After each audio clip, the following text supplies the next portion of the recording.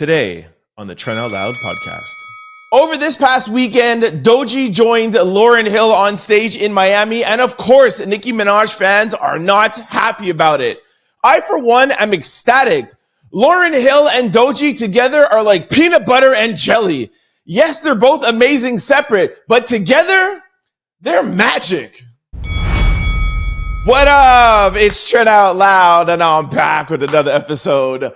All right, you guys, it's Monday morning, not our favorite day of the week, but it is my job to get you up and get your day started. So I have a good show ready for y'all. All right, we have 3 lead stories. We're going to kick it off by talking about Donald Trump saying that he will not pardon Derek Chauvin. Dr. Umar's daughter calls her out and says that she wants him to go to jail. A hairstylist drags a client across a floor over payment issues. In quick news, we're going to talk Diddy, Mase, R.Kelly, Gorgeous Doll, Tory Lanez, Gene Hackman, Neo, Raj J, Angel Reese, Ant Edwards, Doechii, Lauryn Hill, and Toni. As always, we're going to close out the show with comments, social discussion, and question of the day, and a little bit of sports news. Y'all know what time it is. Turn your TVs, your radio, or your devices up. I'm about to start this Monday show. Let's go. Our first lead story. Trump says he is not considering pardoning George Floyd's unaliver, Derek Chauvin. He says, I haven't even heard about it. All right, Trump says that he hasn't even heard anything about pardoning George Floyd's unaliver, Derek Chauvin, and we have the video to prove it. Take a listen. Allies are calling on you to pardon Derek Chauvin. Are you considering pardoning Derek Chauvin? No, I haven't even heard about it, no. Mr. President, on peace. I haven't heard that. Now, some of you guys in the comment section often say that I'm hard on the president, Donald Trump. So I wanted to kick off today's show with something positive. Now, I am not 100% certain I believe him when he says that he didn't hear about it, because anybody who knows Donald Trump knows that he is actively watching all the networks, Fox, CNN, MSNBC, and all 3 of those networks covered the fact that, who was it? What was his name again? Ben Shapiro was calling for the pardoning of Derek Chauvin. We reported it a little bit earlier than the networks picked it up. And if you guys remember, it was Elon Musk who actually retweeted it that brought most attention to it. So, although that I don't 100% believe that he hasn't heard about it, I think all the backlash made him just double down and not just say no, be like, no, I haven't heard about it. So like I said, I wanted to kick off this show with something positive, and I was very worried about it last week. If you guys remember when I was talking to you, I was like, don't even go to the website. Don't watch the video. I played like 2 little clips for you guys. I was like, don't give this any attention, because I feel personally like things that get attention, Donald Trump likes to do to rile up his base. So I think there was enough negative attention, negative press surrounding this. I feel like we kicked that off. Shout out to the Trent Out Loud podcast. Go team.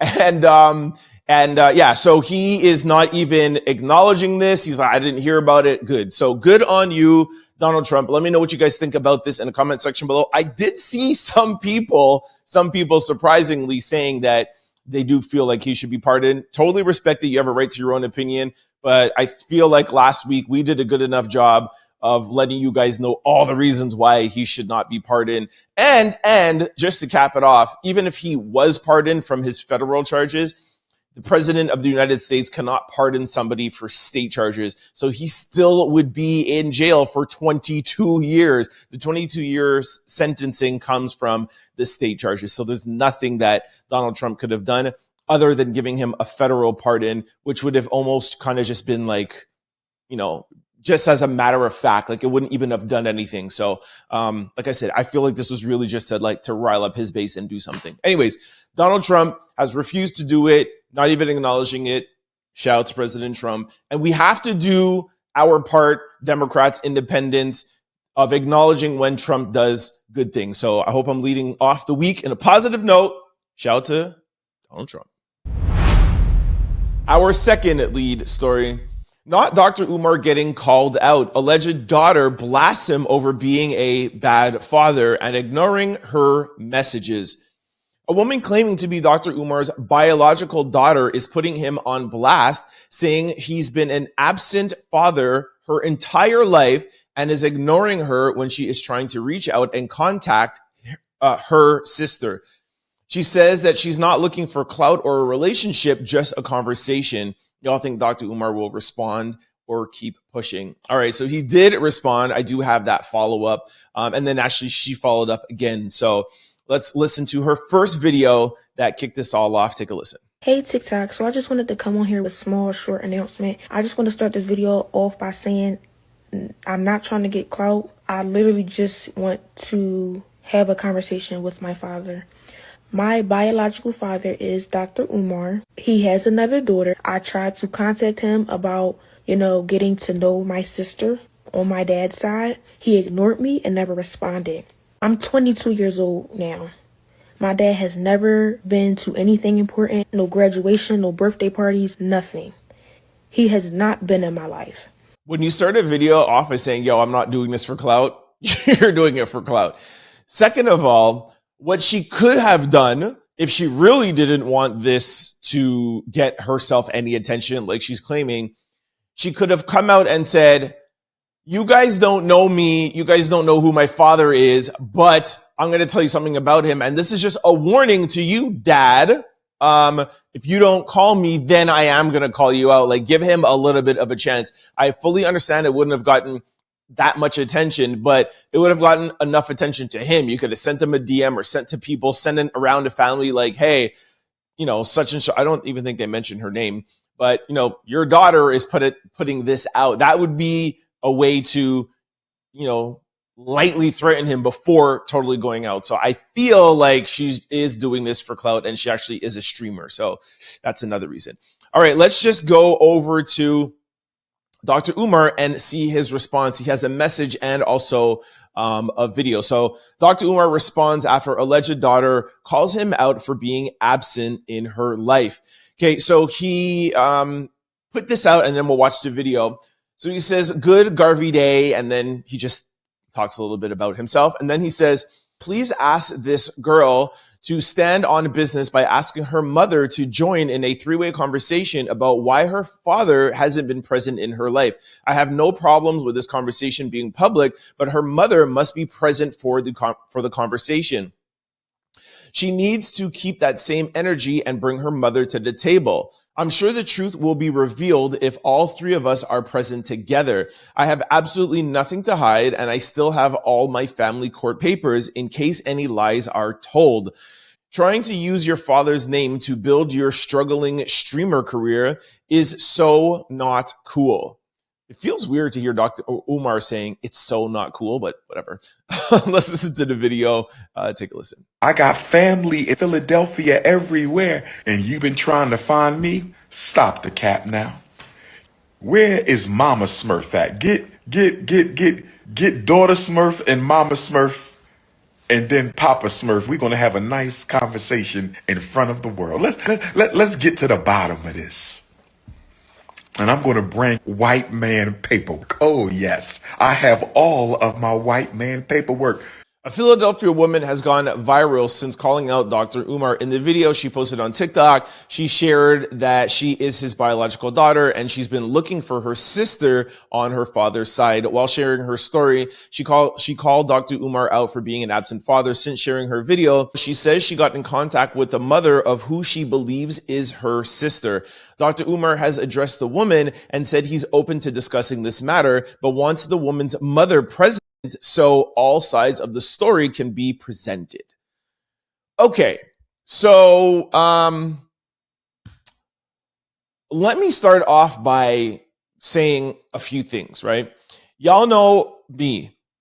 We need the receipts. All right. So if Dr. Umar is going to call out Cap, you need to put out a video and say Cap, and then show receipts of text messages, show receipts of you being somewhere, being at the recitals, being at these places. If you are saying that if you are saying that you're in her life, we need some receipts. You know what I'm saying? Like, where are the birthday parties? Where's the text messages? Where are the phone calls? Show me that you're on a phone call with her for like an hour a year ago. Something along those lines. We need receipts.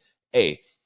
B, Why is Dr. Umar asking for her mother to be present and saying that he's going to bring paperwork? What paperwork and in what court in this world can say that a father cannot be in contact with his 22-year-old daughter?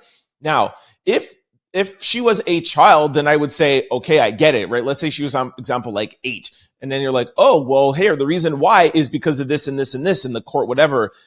Totally get it. Or a teenager.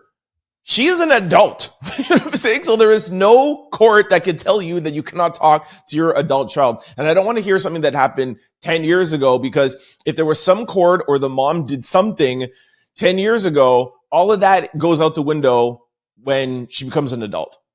I don't care. There's nothing that nobody can tell me. So those are my two most important parts. We need receipts, and there's no reason why you cannot be in contact with your daughter right now.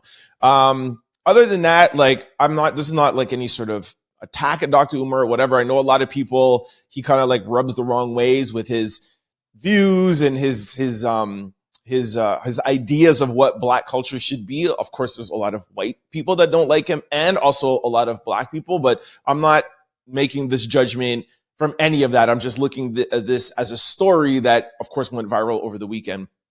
Oh, I forgot there was actually a reply from the daughter. So she did reply. Take a look at this before I wrap it up. Take a look. Does your mom hate him too? Of course you do. Because he put hands on her. What the fuck is wrong with him? It should be a fucking jail.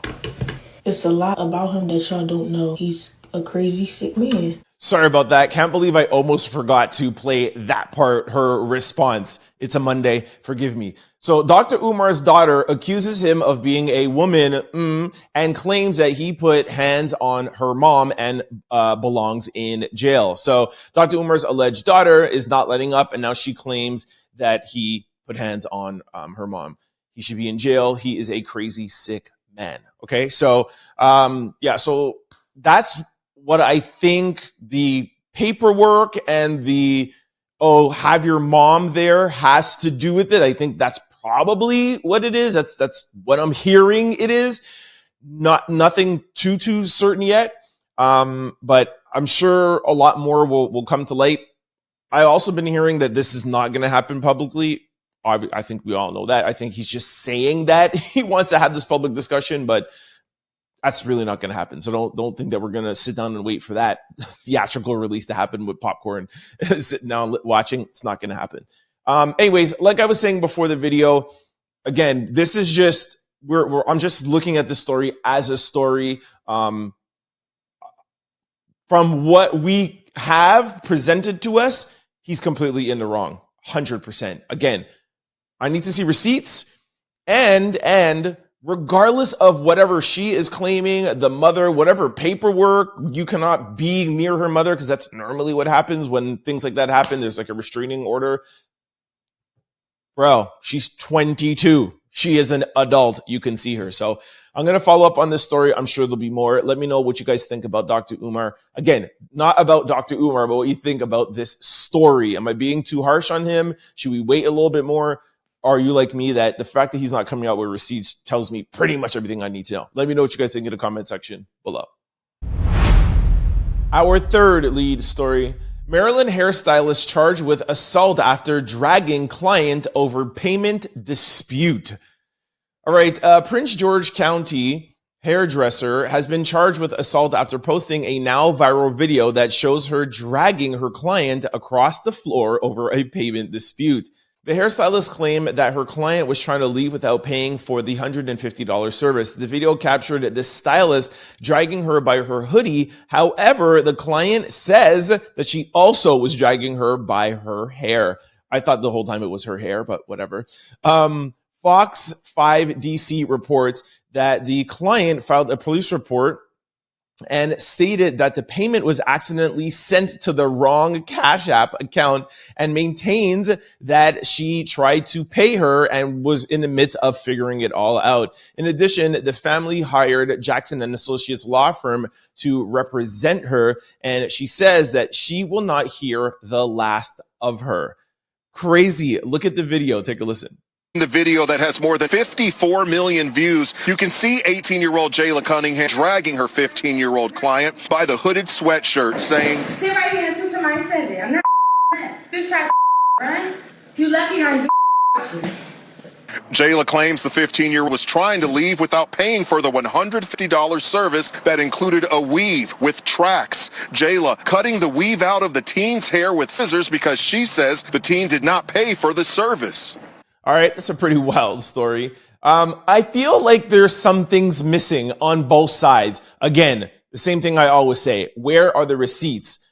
One, if the hairdresser is claiming that the client was trying to run out and you have video cameras, how come there's no video of the client trying to run away? Where is that? I don't know. And I've looked, I searched. If anybody has it out there, send it to me. And vice versa, the client saying, hey, my brother sent it to the wrong Cash App. Where are those receipts? How come that's not online? How come just the dragging part is online? If the client was trying to pay and it was paying to the other, to the wrong Cash App, like, why would she have to run? But I feel like maybe what happened was she didn't try to run. She actually did pay it to the wrong Cash App or her brother. It's conflicting stories. But I think somebody did make the payment. She didn't get it. And that's when she tripped and like was dragging her and all of that stuff. But anyways, like I said, there's a little bit of holes in there. Regardless of whatever happens, now instead of losing $150, she's going to have to pay a lawyer. She's going to have to go to court. She's going to have to lose time. So it's just not all worth it regardless. Now, I did speak with my hairdresser about this. And she says, not often occurrence, but it is known to happen in that community where people will go and get their hair done and not pay. Things are expensive nowadays, you know what I mean? And it's a service, right? So it's kind of, hey, it's already in my hair, sorry. And then a lot of times people are like, oh, I don't have the whole amount, or I didn't know it was just going to be this expensive. And my hairdresser was telling me that it is sometimes something that is an issue with paying. That's why a lot of beauty salons and a lot of places are now starting to ask for the money up front, or at least a healthy amount of the deposit. Anyways, let me know what you guys think about this. Let me know who you think is in the wrong. If, again, just my instincts, my spidey senses tell me that she did probably pay the wrong one. The hairdresser probably just tripped and was like, yo, you ain't leaving. I'm going to cut this out your hair. Done. And, but however, I still need to see the receipts for that. But the fact that she, hired an attorney, as long as she just has her or her brother paying the $150 to the wrong person, that alone is going to make the hairdresser be in the wrong. And I think just even the dragging, that is going to put her in the wrong too. I don't know if there's any criminal charges that are going to be faced, but you can't do that to a client, regardless if the client is in the wrong or not. Anyways, I think it's probably one of the most viral stories over the weekend. I'm sure you guys have seen it. If you haven't, now you have. Let me know what you think. Who's in the right? Who's in the wrong? Let me know in the comment section below. All right, this brings us to quick news. Ring my Monday bell. It's so long, but I just like it. Ring my bell. Our first quick story. DDG addresses previous tweet about not seeing Halo, and he says, behind closed doors, I have not been able to see my son. All right, DDG clarified his previous tweets about not seeing his son. He stated that he has not been able to see Halo, and that the only time he's been able to do so is when he's on good terms with Haley. DDG also mentioned that he now has to go to court regarding on how he can get to see Halo. Here is a video. Take a listen. I don't want to get on the internet because at the end of the day, you know, this is something that can really like for him. But I'm really just coming on this as just a dad that really don't know what to do at this point. I've been dealing with this since he's been born, damn near. It's like I really feel like I'm a f***ing nanny at this point. It's just not fair, bro. And here is the tweet that he's referring to. His tweet says, been fighting to try and see my son for months now. Shout out to all the dads who try their best to be there. This ish sucks. All right. So after DDG posted this, people think this was Haley's response. It wasn't actually her response because she posted this before all of this came out. The blogs actually have it wrong. So the blogs say Halle Bailey reveals she's taking a posting break due to her and Halo being sick. Now the blogs are not saying that this is her response, but they know what they're doing by posting this after they posted DDG to make people think, hey, she's not even ignoring this. And now people are in the comment section being like, hey, yo, this guy just wants to see his kid and you're talking about y'all are sick and you're taking a posting break. But again, this video was before. We should start having like timestamps on videos. Just like, anyways, take a listen to the video. Me and Halo are very sick and we do not feel good at all. So sorry, I haven't been posting Snap, but I've just been using all my energy to care of my baby and myself. In a recent clip from Haley's Snapchat account, she reveals that she's taking a break from posting while her and Halo are recovering. All right. So, my quick comments on this, and I mean, listen, this could have been in lead stories because I could go on about this. This is very different from Dr. Umar's situation. Sorry for dragging you, Dr. Umar. But Halo was like, what, 1? You know what I mean? So he has no choice but to say, hey, I can't see my son, go to court and do all that stuff, versus Dr. Umar's child who's 22. Okay. 1. 2, it is an unfortunate situation, 100%. And I don't 100% blame DDG for doing what he's doing. I get why he's doing it. It's not like Dr. Umar's daughter where he can come out anonymously. So he's doing this to kind of have the public put pressure on Haley. I get it. But I'm going to say the same thing I always say when we're talking about kids and relationships and stuff. What about when Halo grows up and he gets to see all of this live on video? It's the internet never erases anything. You know what I mean? So while I get you want to see your son, I think the best move is exactly how the first article ended it. Like, he needs to go to court. Now, I know a lot of guys don't like going to court, even girls, they don't want to go to court. They don't want all the government all up in your business. I get it. I have a friend that's going through the same situation. And he's like, I'm like, yo, why don't you just go to court so that you could just boom, boom, boom. And he's like, no, I would rather, deal with a little bit of headaches than to go and have the court system all up in your business. I get it. It's hard for me because I don't have kids. But like I said, I have friends that have kids, and everybody who's not together, it's never an easy situation. But again, I would say to DDG, if he sees this or anybody in his camp, I get you want to see your son. I get it. It's not easy, but just be careful of what you put out online, because your son is going to see this, or even your future kids will see it. And just to put a button on this, I at least applaud him for not saying anything where he's dragging her like, oh, it's only when I'm on good terms, I can't see her. And it's not like he's putting her business out there. So he's not totally trashing her, which I like. He's just trying to put a little pressure, being like, hey, man, I'm streaming every day.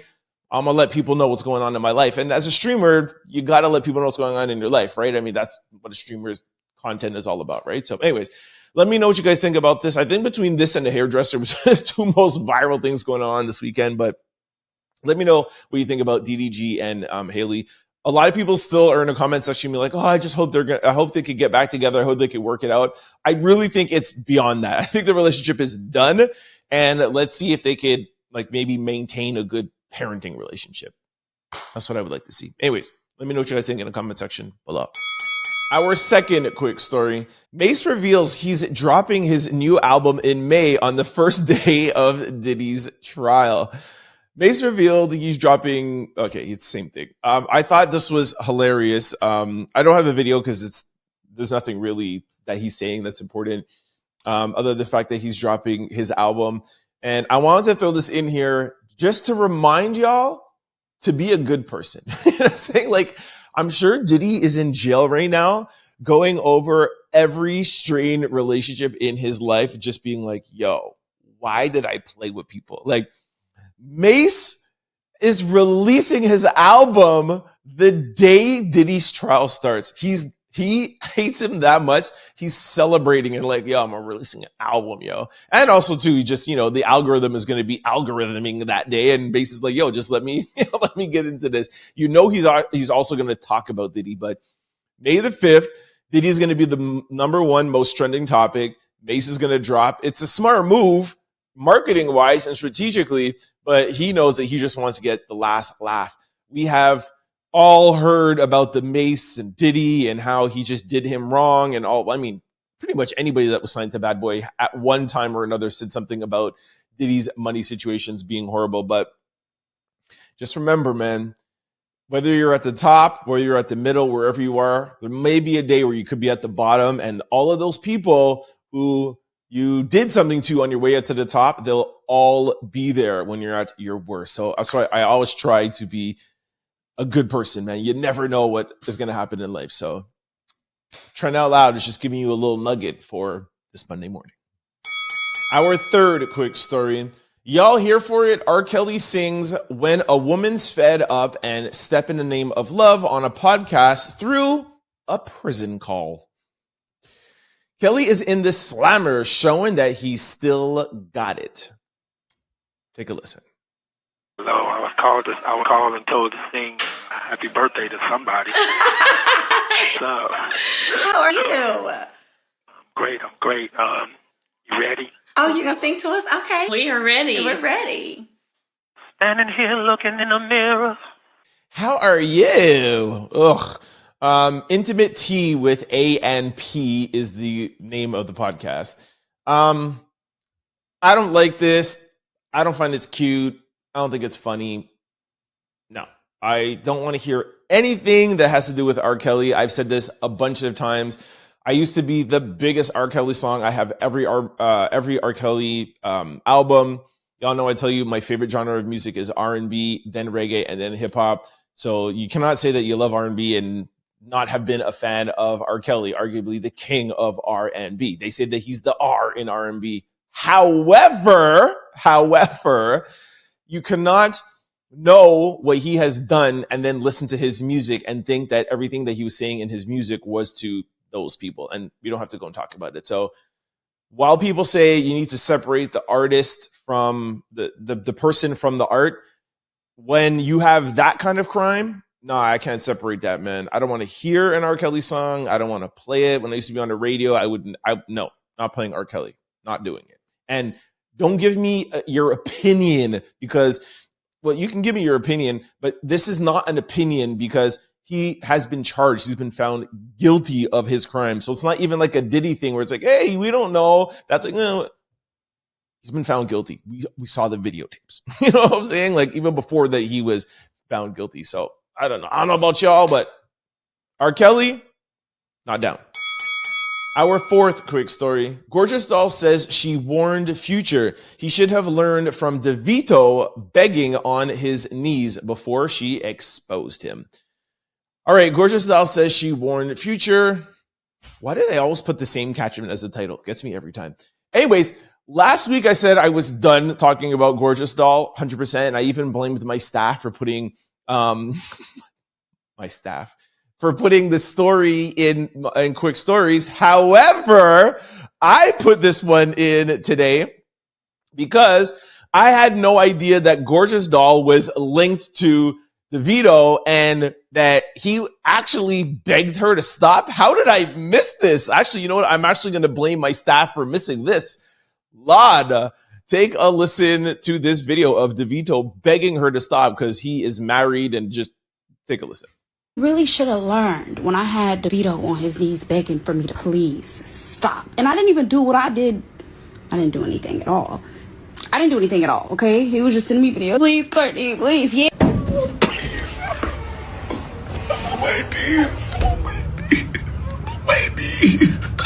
Yeah, that's how I have y'all. All right, I'll read you a little bit of the backstory. An American influencer simply known as Gorgeous Doll on Thursday addressed a resurfaced video controversy involving Nigerian superstar David, known as Davido, and his wife, who's popularly known as Chef Shy. In April, she revealed a photo of herself and Davido on the internet, a photo in which Davido appeared to be hugging her. Subsequently, after the photo was revealed, a video in which Davido was seen kneeling and begging, presumably begging her, was also leaked. The video and picture led to the controversy around Davido's relationship with his wife, Chef Shy. Gorgeous Doll denies any malicious intent towards Davido's wife, emphasizing her respect for women. I really do think that you guys need me to come and tell you that I had no intentions of disrespecting anyone's wife, anyone's family. All right, so here is the picture of Gorgeous Doll and Davido that set everything off. She says that it was somebody on her team or an ex-person on her team that let out that video a couple of months ago or whenever it was released. But that's why she was like, hey, I had no intention, but obviously you put out the picture, so you had an intention. And even if you weren't the one who put out the video. Anyways, all of this to say, I might actually believe her now about Future, although we still haven't had any receipts. For those of you who are new to the channel, I'll give you a little bit of a background very quickly. Gorgeous Doll is the person right now that's going viral for outing Future. And she's saying that she was with Future for the past 5 years. And she's saying all these things about Future. She's doing a story times on TikTok that's getting millions of views. And a lot of people don't believe her. I am one of them, saying she's just making all this stuff up. Now, just because she was with Davido doesn't make it true about Future, 100%. But at least now we know that she is somebody who's in the industry. She is around, you know, some sort of celebrity, and she's not totally just crazy making stuff up. But, and again, now that I think about it, if you have pictures, where are your pictures with Future? Because this is my whole thing. I don't see no receipts. If you've been with Future for 5 years, and that phone call that sounded like Future, but really no, it wasn't him. That's the only thing that we've heard. Like, where are the pictures? Where are the receipts? Gorgeous Doll. Anyways, now I think I'm done with Gorgeous Doll. I promise. Okay. Nobody, no more. We're done. Our fifth quick story. Tory Lanez reveals Chris Brown was the only celebrity friend to help him with lawyer fees. Tory Lanez dropped his new album, Peterson, on Friday and gave a shout out to Chris Brown in a couple of tracks. He revealed that out of all of his famous friends, Chris was the only one who stepped up to help him by covering his lawyer fees. Chris Brown came out of nowhere and gave me the money. That was apparently in the song Free Tory. And there's the album cover, which I think we already showed you guys that on Friday's show. Tory's album is out. Shout out to Chris for helping his friend. I think we all know why Chris is helping him. Chris has, you know, been in the doghouse, the industry doghouse for years. So he understands what it is to kind of be like blackballed out here. So whether some people like it or not, it is what it is. When you have experience and you see somebody going through that and now you're back up, you want to help somebody. So I'm not hating on him for that. A couple other things to mention. Tory also mentioned Megan, our correspondent that helps me out and sends me all like the legal journalist stuff. So shout out to Megan for getting a call out on Tory's album. I'm Canadian. He hasn't called me out like, yo, what up, Tory?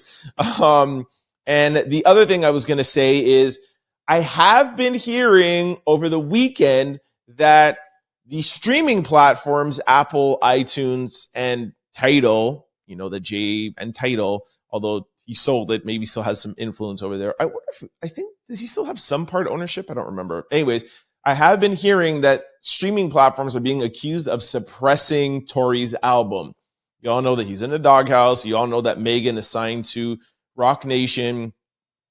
And, you know, that's Jay wants to protect her and obviously doesn't like Tory. Tory's even saying that, you know, his lawyer who he had to fire was indirectly paid and hired from Jay-Z and all of this stuff. So just a tangle web we weave with Tory Lanez. But even though that it's being suppressed on Apple, I think it's on iTunes, that his album is the #1 rap album, but it's still not on home pages or in playlists or whatever, and it's not getting the love that it should get. That is what I'm hearing. Have you guys listened to it? I haven't. Maybe that's why I don't get shot out because I haven't listened to it. Anyways, shout out to Team Tory. Let me know what you guys think. And again, do you think that he should be freed out or whatever? And don't forget, his appeal is coming up. This is why he needs his money to pay for his appeal. So if you want to get out, go download, listen to the song, and whatever. Support him if you're down with that. You know me. I stay neutral. Let me know what you guys think about Tory. Our sixth quick story. Gene Hackman was reportedly unalived by a heart disease, and it was actually a week after his wife was unalived by a virus. This is such a crazy story. For those of you who don't remember, it was like a week and a half ago, and there was supposed to be a toxicology report, and it was supposed to take months, but from what I've heard, they rushed it because this is such a big story, and here is what has been revealed. Now, Gene Hackman, they said that he was unalived a full week after his wife was unalived, and she was in the home in the bathroom the entire time. But what a lot of people are forgetting is Gene Hackman was 95 years old and had a history of cardiovascular disease and advanced Alzheimer's, with heart disease being the cause of him being unalive. Officials believe his Alzheimer's may have caused confusion, explaining why he didn't call authorities while living in the house for an entire week while his wife was, what happened to her. So sad. You imagine you live this fruitful life, one of the best actors, you have all of this money, and I just think this whole story is sad. If any of you guys out there know about Alzheimer's, you understand how this could be a story. I do have Alzheimer's in my family. My grandma had Alzheimer's, so I totally understand. And it's really just unfortunate because she was 65, he was 95. So obviously she was caring for him. And that's what actually happened to the dog. The article doesn't say that, but I heard that over the weekend too. The dog just came back from an operation and was in a crate. So she was obviously taking care of him, the dog. They had two other dogs. That's why the two other dogs survived. But when she, whatever happened to her, and nobody was there that was conscious enough to say, hey, I'm going to call the police. Something happened. So he was just there a week not knowing what's going on, man. Oh, I feel so sorry for him, man.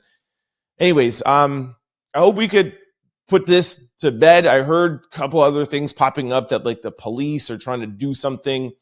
We'll see. Of course, I will let you guys know. But for what we know, it was a bug bite that got her and Alzheimer's. He being in the house by himself, not knowing what's going on. Alzheimer's is such a tragic thing to happen to anybody. To me, it's like one of the worst things, like not to get too personal, but both grandmothers, one, body wasn't good, and that's her side of things, and my other grandmother, she had Alzheimer's, and at least my grandmother that had body issues, at least she was in pain, which is sad, but at least I could still talk with her till the end. I could have a communication with her. Where my other grandmother for 15 years, like who are you? You know what I mean? It's very, very, very, very hard to deal with. Anyways, very, very sad. Our seventh quick story.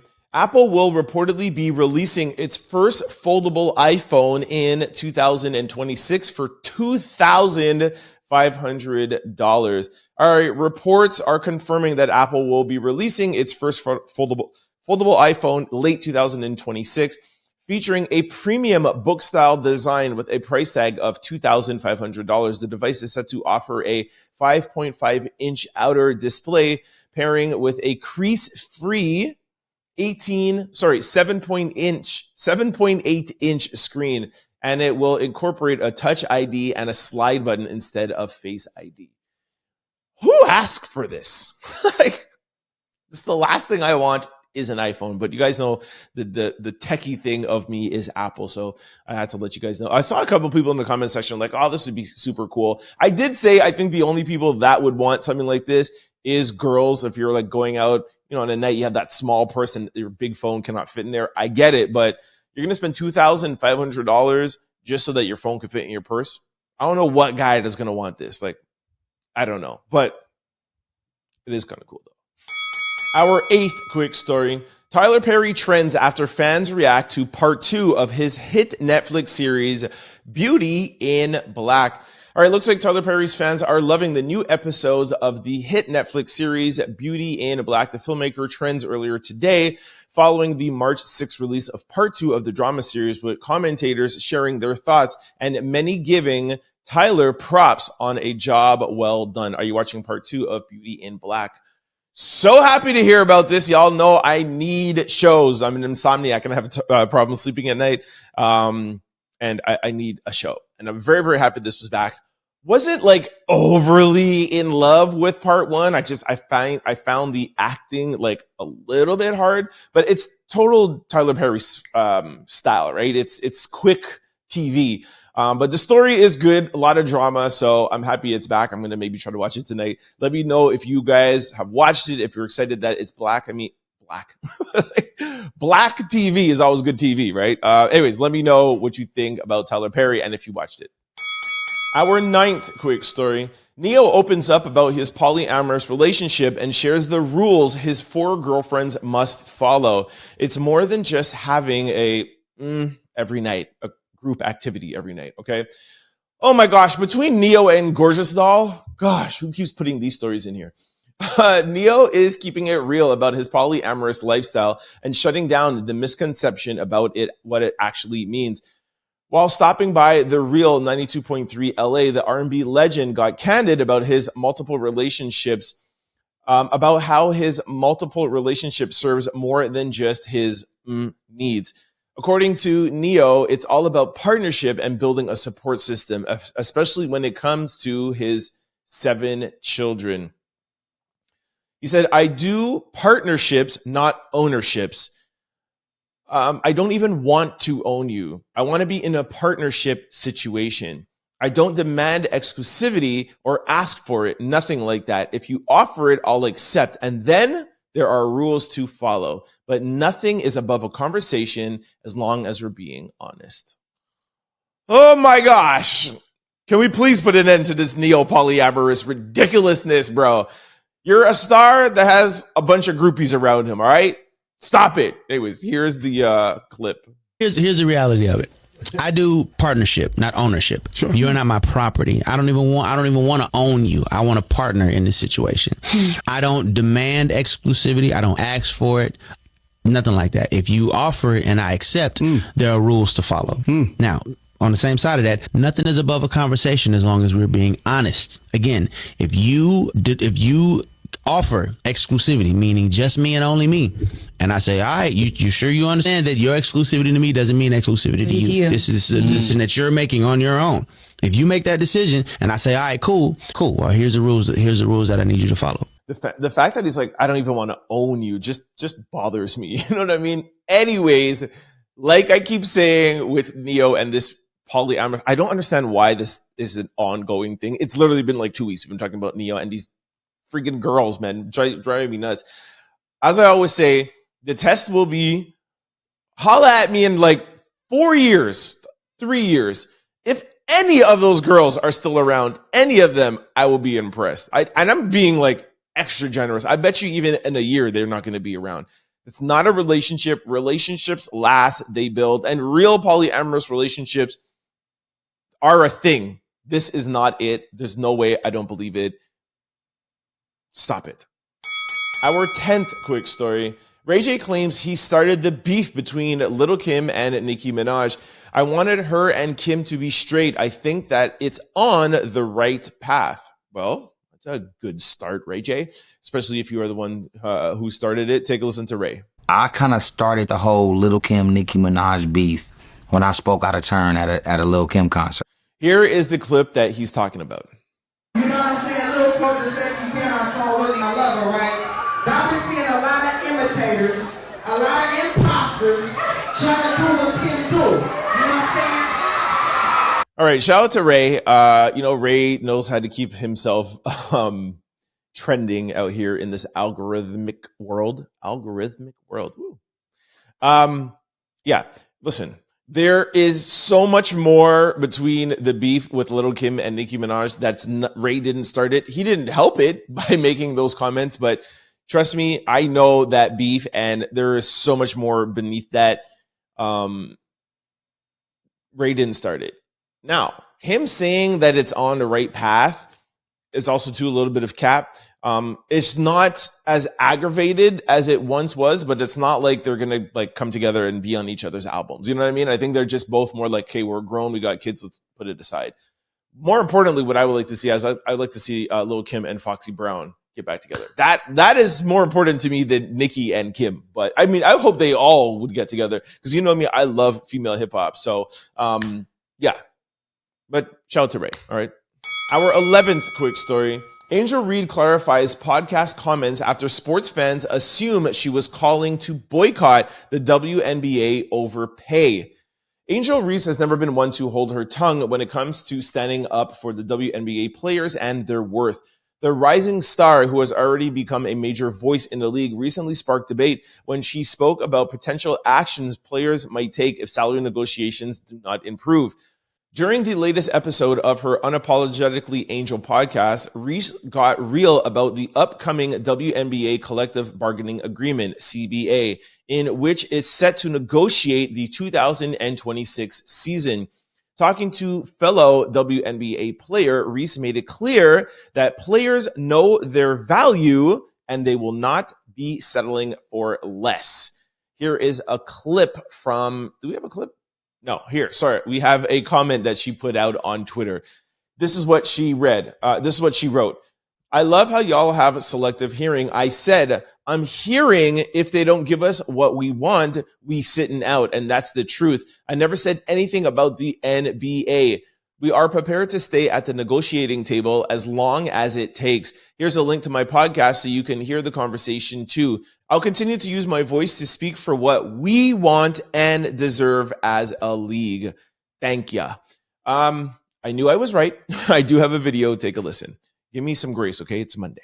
I'm hearing like, yeah, they don't give us, if y'all don't give us what we want, like, we sitting out. That's a possibility. If we don't get what we want, then etc. So, you know what I always say? Where are the receipts? She gave the receipts, and she even gave a link to the receipts, right? So shout out to Angel. Y'all know I'm a big, huge Angel Reese fan. Love this. And women's basketball, it's tough, right? A lot of people don't know. Well, some people don't know. The NBA owns the WNBA, and the NBA puts money, and I think it was like $50 million last year they lost. So they've been continuously losing money. So it is hard to increase pay when you're losing money. Totally get it. But now with like Caitlin Clark and Angel Reese and a bunch of these other players who are really doing so much for the league and getting so much people to tune in and merch and tickets or whatever, they're going to start being able to be profitable. And like any business, you start out being unprofitable and then you get to turn a profit, right? So I like what these ladies are doing. And they're saying, hey, 2026, we need our payment. You know what I'm saying? Like, you guys are about to start being profitable because of us. Pay us now. We're not going to wait another, however long the contract will be, right? 5 years, 10 years, or whatever it is. The guys just got paid in their new contract. Now it's time for the WNBA to get paid too. And of course, at that time, if they don't get what they want, I will be in full support of the boycott. Sit it out. The ladies need and deserve to get paid. Our 12th quick story. Mother refuses to purchase Anthony Edwards sneakers for her son. She says, get somebody else like Ja Morant or Kobe Bryant. A clip of a mother is telling her son that she will not be purchasing Anthony Edwards sneakers because he doesn't take care of his kids. What have I been telling you, Aunt? I told you, you had an opportunity. Hold on before I play the video. I hate to do the I told you so, but bro, you had an opportunity to be the face of the league. You look like Michael Jordan. You play like Michael Jordan. You're doing things that are different. You're bringing back the game to the essence. You're driving, dunking, and you're ruining it. You're ruining it by this child support thing. Like, for those of you who don't know, Ant brought himself to court. He had a child with somebody, and he brought her to court saying, yo, I don't want to see the kid. I just want to know how much I have to pay to keep his present girlfriend happy. He keeps on having children outside of his real relationship, and it's just paying for the kids and not wanting to see them. How do you think that's going to go over to the public, bro? It's just 2025. It's not 20 years ago where, people didn't know about these things. Everything you do will become to the public light, and you're going to go viral. And now it's even affecting your shoe sales. I told you this would happen. Not a good look. Anyways, here's the mom. Take a listen. Yeah, put them back because he don't take care of his kids. Makes sense, right?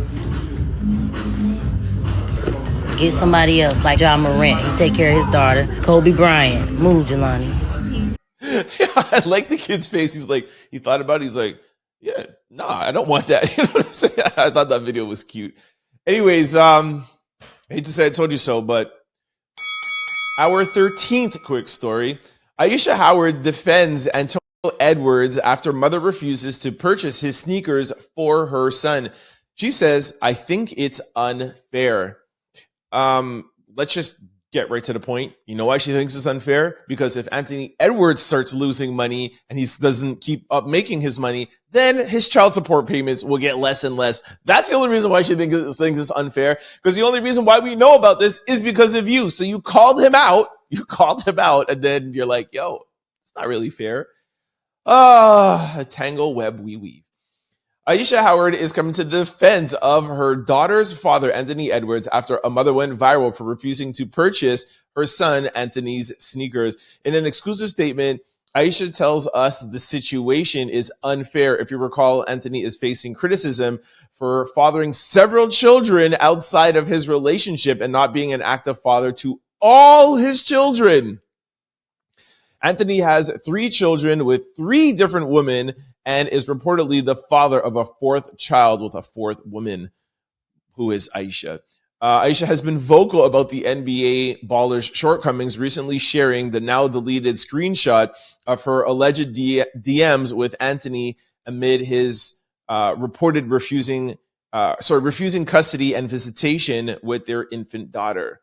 Refusing custody and visitation. Sorry, I was getting confused. He is refusing custody and visitation, but he still just wants to pay the money. Anyways, I feel like there's too much fathers not wanting to see their kids or father and kids issues out here, man. It's getting really ridiculous. Anyways, here is Ayesha's statement. She officially said, I'm not sure if this child knows Anthony's personal issues, and if he doesn't, I think it's unfair to take away the part of Anthony that he does admire, which is obviously his basketball talent. But the mother is in control of what she supports from a moral woman's standpoint. I like how she at least ended that and realized, like, all right, debate whether you should tell the kid what's going on with Ant or not. But at least it's the mom's money. You know what I mean? She's out here working, probably working paycheck to paycheck, struggling and being like, if I'm going to support my child, if I'm going to get sneakers for my child and I'm indirectly supporting somebody, I'm going to support somebody who wants to be a good father to their child. So I totally agree with this. And I agree with the mother telling the child, you know what I'm saying? Like, he's a teenager, whatever. I'm sure he can understand. And no, you shouldn't just follow somebody because of what they do on the court. I think that she's teaching her son values. When you grow up, you got to take care of your children financially and emotionally and be there for them regardless of the situation or whatever situation you're in. You get yourself in that situation, handle it. That's how you should be a man. The kid is definitely old enough. He's old enough to be playing basketball and wanting shoes. He should know who his athletes are. Totally agree with the mom. Let me know what you guys think in the comment section below. Our 14th quick story.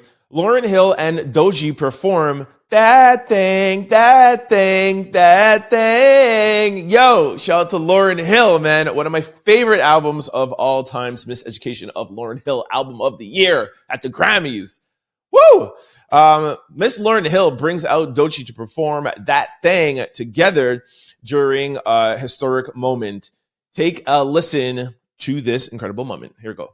I want to introduce y'all to another sister, another beautiful sister. Miami, make some noise.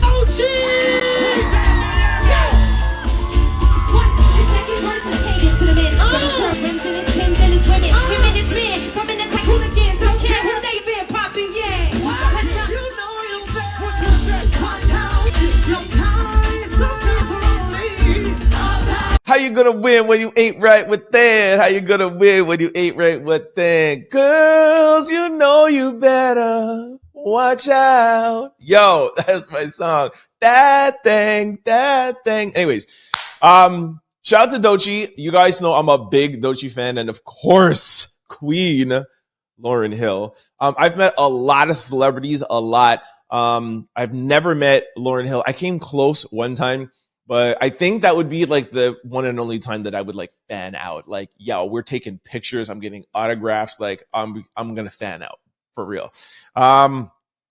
Anyways, I love this. There's a little bit of backlash right now with Doechii online. I'm not here for it. People are saying that she copied a little bit of Nicki's style, Nicki's alter ego, her Roman, when she gets in that little kind of like aggressive rhyming style.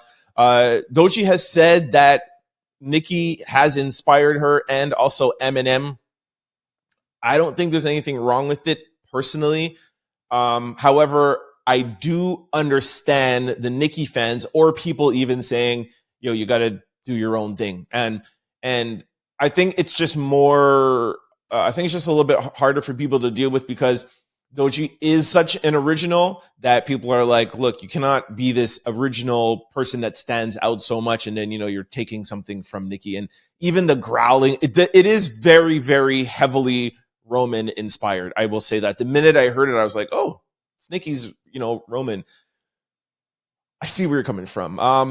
I just don't mind it. I think maybe what she could have done a little bit different was, if you're going to do that, put a nod to it in the lyric, right? Like, find something like you could put Roman or shout out to Roman or my inner Roman or, this is my alter ego who's actually like Nicki's or Roman's cousin. Do something creative and give the shout out in the song, not do the song or do the line and then like in the press when somebody asks you, then you give it the shout out. But anyways, I think we're nitpicking and I would like to see female hip hop come together. My dream. Anyways, shout out to Doechii and of course, Lauryn Hill. Whew, that bang. Our 15th quick story. People dropped their opinion on Doechii saying that her biggest dating red flag is a straight man.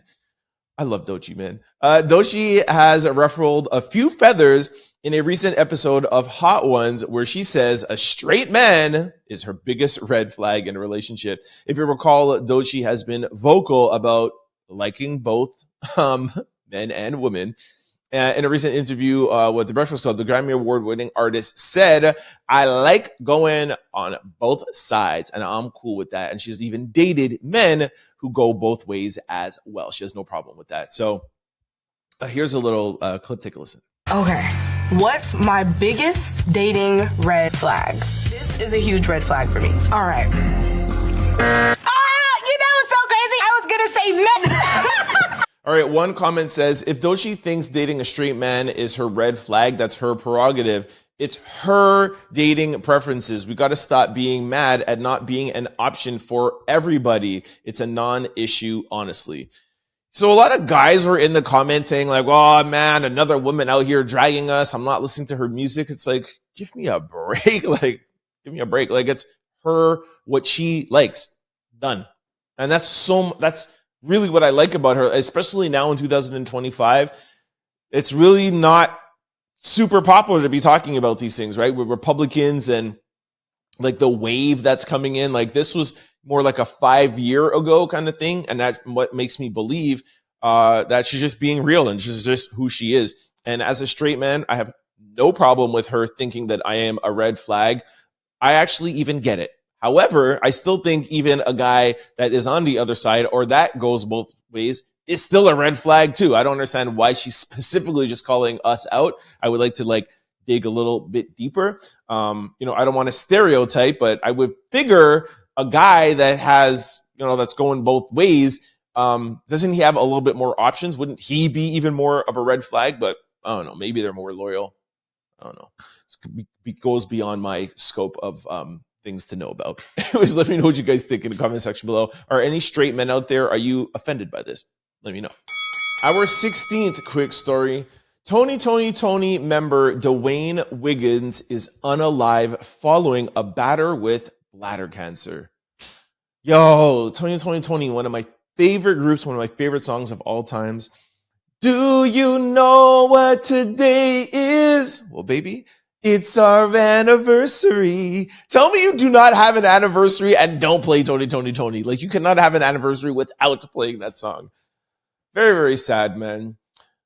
Anyway, yeah, there's not much to read here. Like, on Friday, his family released a statement announcing that he was 64 years old and he's no longer with us, according to the statement, which was shared on the group's social media page, as well as Dwayne's personal page, that he had a private battle with bladder cancer. 2 days prior, a statement was shared revealing that he was experiencing some medical complications.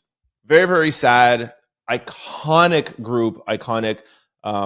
Yeah, very sad. I feel like there's a little sadness going on in today's episodes. Jeez, let's get into comments and pick up the vibe here. It's Monday. Let's get it. But still, shout out to Toni. It's our anniversary. All right, the moment is finally here. My favorite segment, comment of the day. Let's get it. Come on. Let's go, Monday. All right, we're going to start off with Mariah. She said, my favorite Canadian, Jamaican, Floridian does it again. I like that. I like that post. For those of you who don't know, I say that the fact is I was conceived in Florida, and my parents are Jamaican, so I am a Jamaican, Canadian, Floridian. Wow. Thank you, Mariah. I like that. Mariah said, we need more podcasts like this. The divide is real, and your approach bringing people from all sides together, which is what we need. Oh, love that, Mariah. I love that name too, Mariah. If it started with T, I would name my daughter that. I want to name all my daughters T's. Anyways, sidebar. Keep up the good work, sir. Maybe more people will jump on the bandwagon. Much love from the Tennessee side of the Great Smoky Mountains. Tennessee, what up? All right, Mariah, thank you so much for that. All right, our next one is from June. Mr. Trent, thank goodness it's Freaky Friday, but I just cannot wait to see your show on Monday because your show is the best show on YouTube channel ever. I love you always. From Italy. Da-da-da-da-da. Yo, the best show on YouTube ever. And from Italy. Let's go, man. I put that in here because it is Monday morning. And yes, we work hard, get up, work hard to try to bring you a show because we all know that Monday sucks and we need a good show to kickstart your day. Let's go, June. I really want to come to Italy too. My friends went there last year and they only told me about it too late. I was very upset. Anyways, they went with all their kids and they're like, we didn't think that you would want to come with the kids, which makes sense, but I still should have gotten an invitation. Anyways, I'll be out there soon. All right. I'll holler at you, June. All right. And last is Ant Vero. Says that, yes, Cheesecake Factory for me too. That was I think it was question of the day. Tell me a restaurant that you could eat at for the rest of your life. Shout out to Ant. And Ant also says, hey, Trent, I'm from Brooklyn, NYC. What up? Brooklyn, yo. Y'all know Brooklyn. I'm Brooklyn's Queens, Bronx, and Manhattan. I lived in all four places. So shout out to Brooklyn. Brooklyn is, I would say Brooklyn. Anyways, I don't want to call it. I was about to say which is my favorite, but yo, Flatbush, you got my heart. But then Queens, Queens, Jamaica Queens. I'm Jamaican. Brooklyn, Queens. What up? My name is Veronica. Okay, sorry, I've been calling you Aunt Vero. Oh, Aunt Vero, Veronica. Get it. What up, Auntie Vero? My name is Veronica. I love your show. It truly starts my day. Been watching since September 2024. What? Yo, we got us almost 6 months every day. Yo, you don't understand how much that warms my heart that I come into your living rooms, your whatever it is, wherever I'm at. Yeah, it's just a warm feeling, man. Thank you. September 24th. That's when the Diddy hit that. That's when the channel took off. I talked about that in my 400th episode. Thank you, Auntie Vero. And again, shout out to Queens, Brooklyn. All right, this brings us to social discussion. All right, I think I have a really good topic. It has nothing to do with celebrities, nothing to do with dating, nothing. You can escape unaliving with a head transplant. Would you want to do it? Yo, sign me up. I'm Googling. I'm trying to find, I want to be first in line. Let's go. Yo, I want to live forever. Here's a clip. Take a listen. A startup company called BrainBridge announced today they believe that they will be able to successfully perform a head transplant surgery in the next 8 years. The person that's receiving the new body would still be able to maintain their memories, cognitive abilities, and consciousness. They say that the brain could last several hundred years if it had a good working body, and that might be a potential in the future. The brain could last several hundred years. It's just the body. But I have so many questions because I don't want to have a different body. I want to come back in this body. I love this body. Like, what's going on? Anyways, I guess if I have to let go, I guess, to still be here, I guess it's worth it. But like, do I get to pick? Is it still a black body? Is it a female body? Or like, what are my options? Or is it just like a plain, like a neutral body? Like, what's going to happen? Anyways, I have so many questions. And it's only 8 years. I'll still be young. I'll still be healthy. Everything will be going on. And you get to come back as your person, like your 100%, your cognitive abilities, your memories, everything, 100%. Anyways, I'm down 100%. I'll take whatever body they have available. You know what I'm saying? Like, I wonder if you get a discount. Imagine shopping for a body being like, how much is this one? I'm like, oh, this one's on sale? Sign me up. Anyways, this has always been a discussion. I talk about this with my family. They know that anything ever happens to me, keep me on every machine, everything, like keep me around. There's an ongoing joke where it's like, they're going to keep my head in a jar and they're like, we're just going to bring Uncle Trent around to all the family functions. Like, and now you could just put my head on another body and it's just like, what up? Yeah. Anyways, I love life. I want to be around here as long as possible. I don't care how much it costs. I'm down. What do you guys think? Would you be down for a head transplant? One of the little things that scares me that it's a startup company. I would have liked for them to be around a little bit longer. I want some proof of concept, but I'm down. Let me know if you guys will be down for this.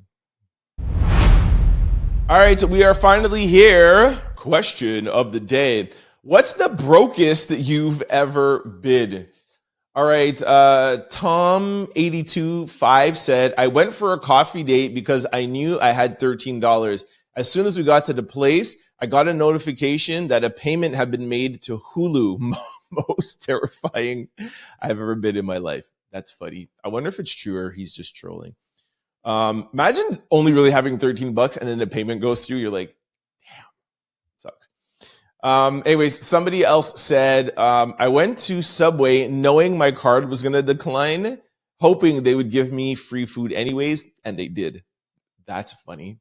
Sad, but funny. All of the stories are going to be sad, but we've all been there at some point in our life, right? Anyways, Sitting Pretty 83 says, my lights got turned off and my neighbor turned them back on with a wire hanger. That was 14 years ago. We're married now. I love us. Somebody says I was forced to go on a fast. Another person, Daniel Carter Streetcar, said, what kind of name is Daniel Streetcar? Anyways, I had to borrow $4 from my 11-year-old.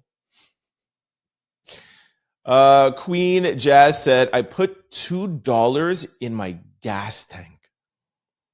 I don't think $2 could even start the gas. Like if you're out of gas, if you put $2 in, that won't even start it. Anyways, tough times. Another person said, my lights were off, so I put my curling iron over 2 candles to curl my hair for work. Hard times, yo. I used my stove to heat my apartment when I was unemployed. Okay, we all have done that for sure.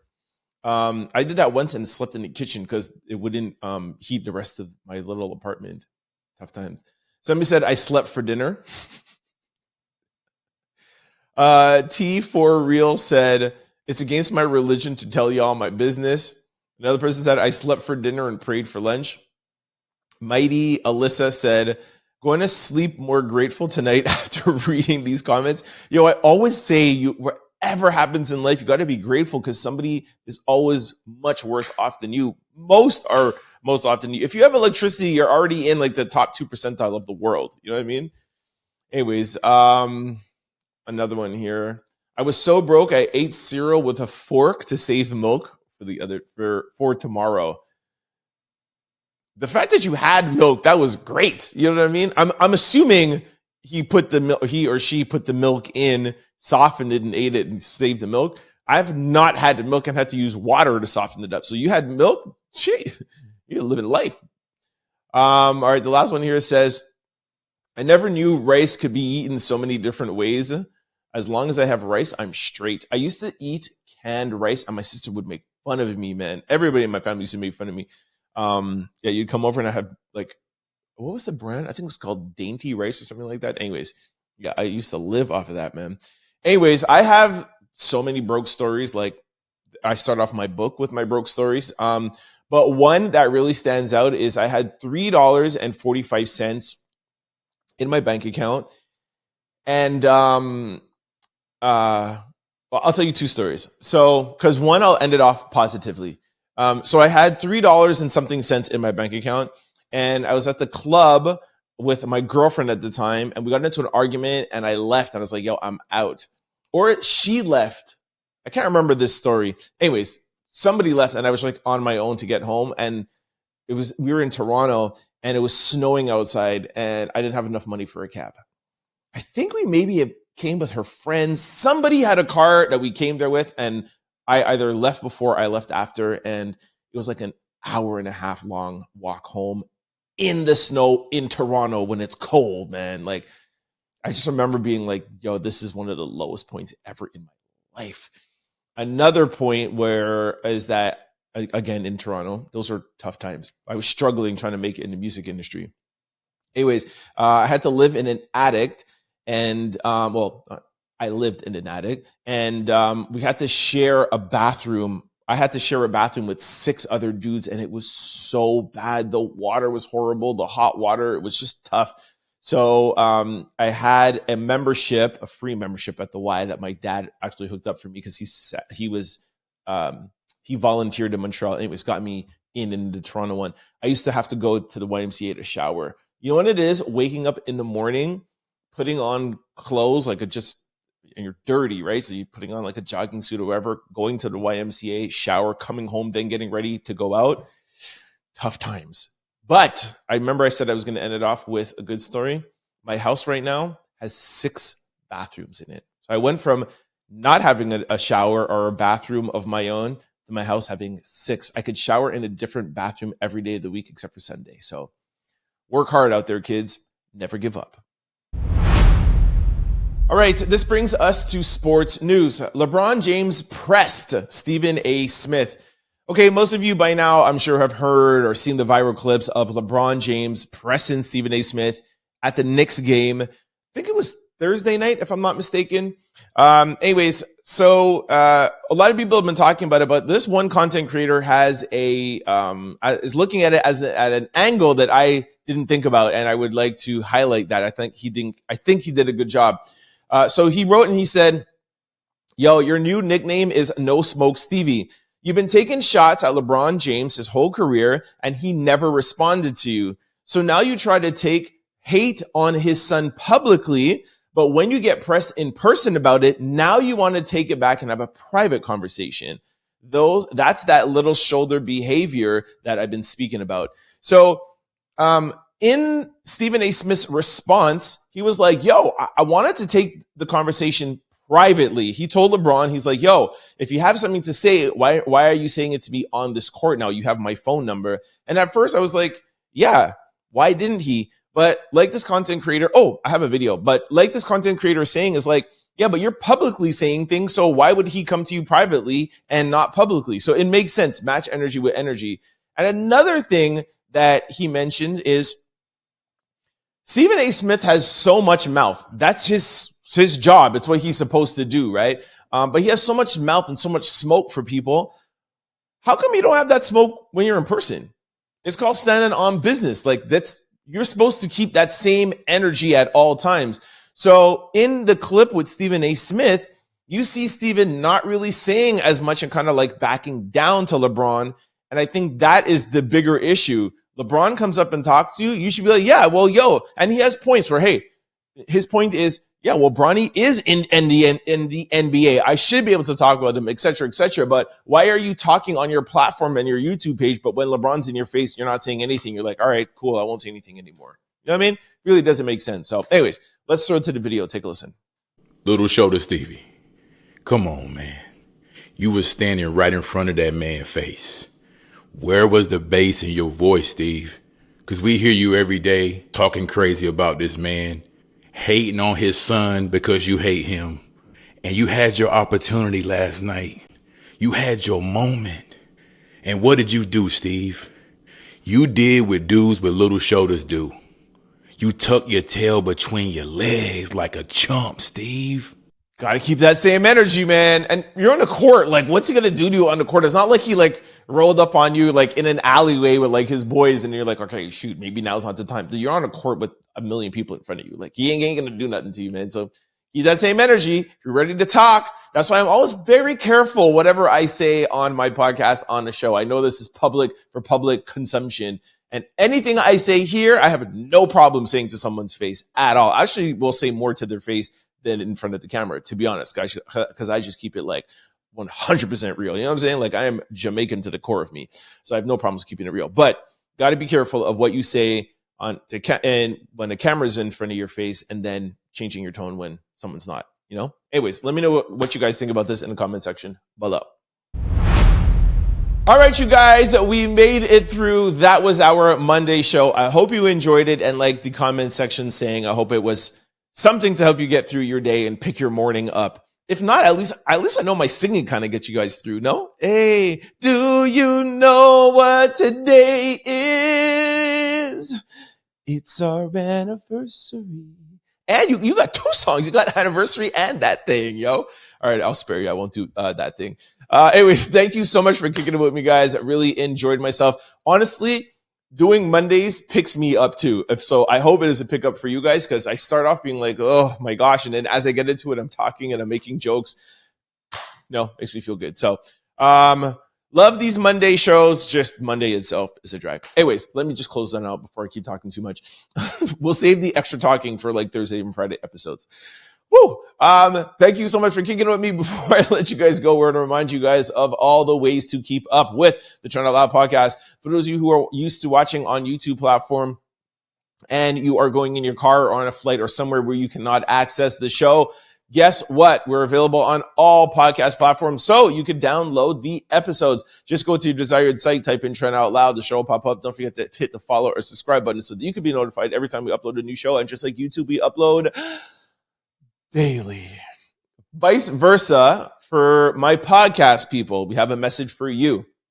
Now, thank you so much for listening on podcast platforms. We love y'all, but try to come over to YouTube. It's a vibe over here. Whenever I'm talking about the comment section or the comments that we read for comments of the day, they all come from YouTube. We have a beautiful community over here.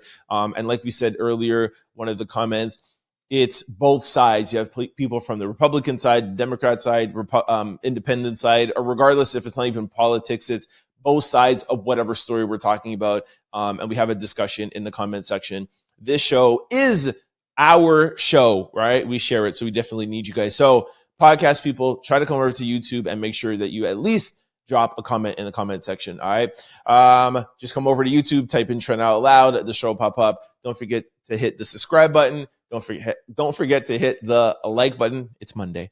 Don't forget to hit the like button. And I already said comment. Oh, and if you really like the show, please try to share it with your cousins, your sister them, your brother them, your father, your mama, everybody. All right. Let everybody know about the Trent Out Loud podcast. Why am I singing so much today? I don't know. But yeah, share the show. For those of you who want to follow me on any social platform, it's always the same handle, Trent Out Loud. Had a good show. I'll see you for Tuesday. Peace. Don't forget to like, comment, and subscribe. It's your boy, Trent Out Loud. Peace!